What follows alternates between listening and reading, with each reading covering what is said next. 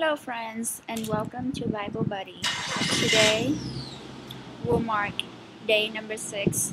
We will be reading Genesis 18, 19, and 20.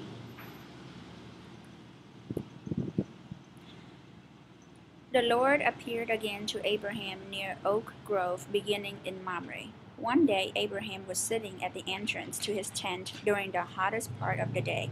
He looked up and noticed 3 men standing nearby. When he saw them, he ran to meet them and welcomed them, bowing low to the ground. "My lord," he said, "if it pleases you, stop here for a while. Rest in the shade of this tree while water is brought to wash your feet. And since you've honored your servant at this will, let me prepare some food to refresh you before you continue on your journey." "All right," they said. "Do as you have said." So Abraham ran back to the tent and said to Sarah, "Hurry, get 3 large measures of your best flour, knead it into dough, and bake some bread." Then Abraham ran out to the herd and chose a tender calf and gave it to his servant, who quickly prepared it. When the food was ready, Abraham took some yogurt and milk and the roasted meat, and he served it to the men. As they ate, Abraham waited on them in the shade of the trees. "Where is Sarah, your wife?" the visitors asked. "She's inside the tent," Abraham replied. Then one of them said, "I will return to you about this time next year, and your wife Sarah will have a son." Sarah was listening to this conversation from the tent. Abraham and Sarah were both very old by this time, and Sarah was long past the age of having children. So she laughed silently to herself and said, "How could a worn-out woman like me enjoy such pleasure, especially when my master, my husband, is also so old?" Then the Lord said to Abraham, "Why did Sarah laugh? Why did she say, 'Can an old woman like me have a baby?' Is anything too hard for the Lord? I will return about this time next year, and Sarah will have a son." Sarah was afraid, so she denied it, saying, "I didn't laugh." But the Lord said, "No, you did laugh." Then the men got up from their meal and looked up toward Sodom as they left. Abraham went with them to send on their way. "Should I hide my plan from Abraham?" the Lord asked. "For Abraham will certainly become a great and mighty nation, and all the nations of the earth will be blessed through him. I have singled him out so that he will direct his sons and their families to keep the way of the Lord by doing what is right and just. Then I will do for Abraham all that I have promised." So the Lord told Abraham, "I have heard a great outcry from Sodom and Gomorrah because their sin is so flagrant. I am going down to see if their actions are as wicked as I have heard. If not, I want to know." The other men turned and headed toward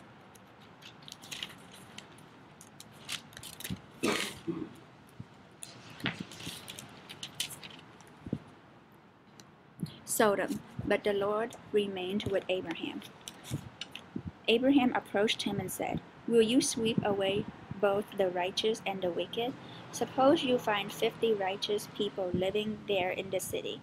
Will you still sweep it away and not spare it for their sakes?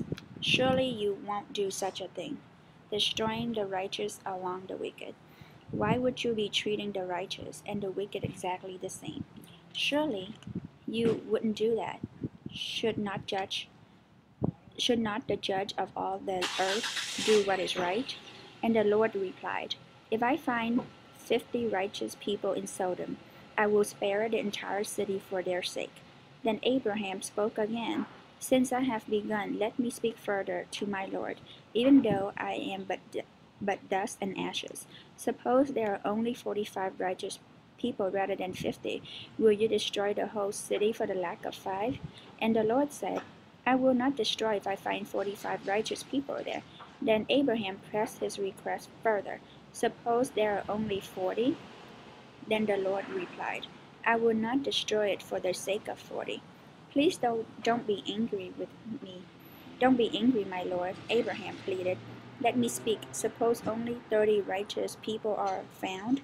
Then the Lord replied, "I will not destroy it if I find 30. Then Abraham said, "Since I have dared to speak to the Lord, let me continue. Suppose there are only 20?" And the Lord replied, "Then I will not destroy it for the sake of 20." Finally, Abraham said, "Lord, please don't be angry with me if I speak one more time. Suppose only 10 are found there?" And the Lord replied, "Then I will not destroy it for the sake of 10." Sodom and Gomorrah are destroyed. That evening the two angels came to the entrance of the city of Sodom. Lot was sitting there, and then he saw them. He stood up to meet them. Then he welcomed them and bowed his face to the ground. "My lords," he said, "come to my home and wash your feet, and be my guests for the night. You may then get up early in the morning and be on your way again." "Oh no," they replied, "we'll just spend the night out here in the city square." But Lot insisted. So at last they went home with him. Lot prepared a feast for them, complete with fresh bread made without yeast, and they ate. But before they retired for the night, all the men of Sodom, young and old, came from all over the city and surrounded the house. They shouted to Lot, "Where are the men who came from? Where are the men who came to spend the night with you? Bring them out to us so we can have sex with them." So Lot stepped outside and talked to them, shutting the door behind him. "Please, my brothers," he begged, "don't do such a wicked thing. Look, I have two virgin daughters. Let me bring them out to you, so you can do with them as you wish, but please leave these men alone, for they are my guests and they are under my protection." "Stand back," they shouted. "This fellow came to town as an outsider, and now he's acting like our judge. We'll treat you far worse than those other men." And they lunged toward Lot to break down the door. But the two angels reached out, pulled Lot into the house, and bolted the door. And then they blinded all the men, young and old, who were at the door of the house, so they gave up trying to get inside. Meanwhile, the angels questioned Lot. "Do you have any other relatives here in the city?" they asked. "Get them out of this place, your sons-in-laws, sons and daughters, or anyone else, for we are about to destroy the city completely. The outcry against this place is so great it has reached the Lord, so he has sent us to destroy it." So Lot rushed out to tell his daughter's fiancés, "Quick, get out of the city. The Lord is about to destroy it." But the young man thought it was only joking. At dawn the next morning the angels came insistent. "Hurry," they said to Lot. "Take your wife and your two daughters who are here. Get out right now, or you will be swept away in the destruction of the city." When Lot still hesitated, the angel seized his hand in the hands of his wife and the two daughters and rushed them to safely outside the city, for the Lord was merciful.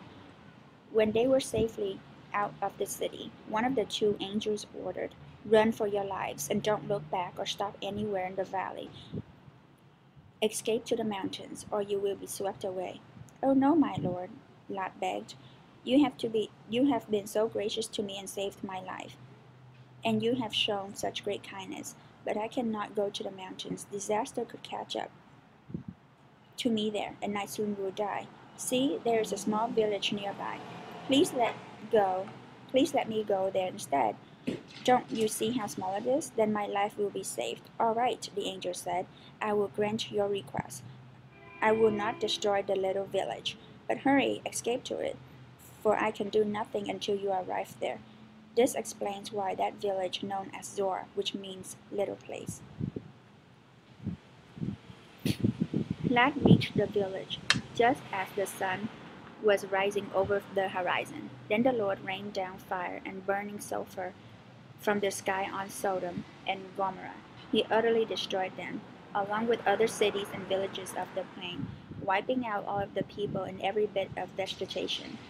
But Lot's wife looked back as she was following behind him. She turned into a pillar of salt. Abraham got up early that morning and hurried out to the place where he had stood in the Lord's presence. He looked out across the plain towards Sodom and Gomorrah and watched as columns of smoke rose from the cities like smoke from the furnace.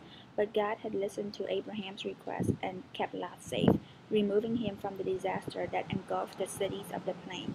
Afterward, Lot left Zoar because he was afraid of the people there, and he went to live in a cave in the mountains with his two daughters.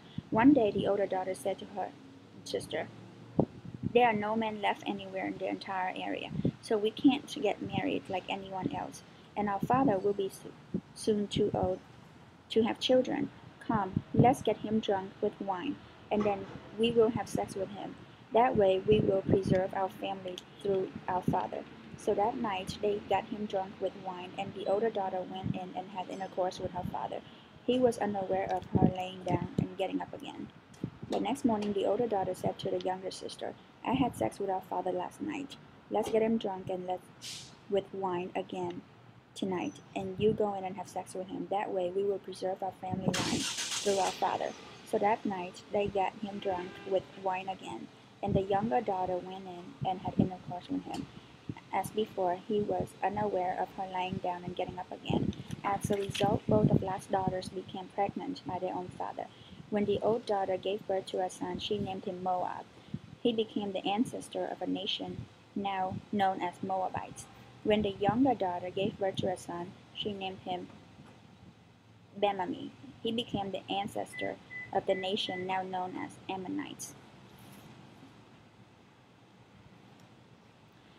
That concludes our day number 6, and we'll see you again tomorrow.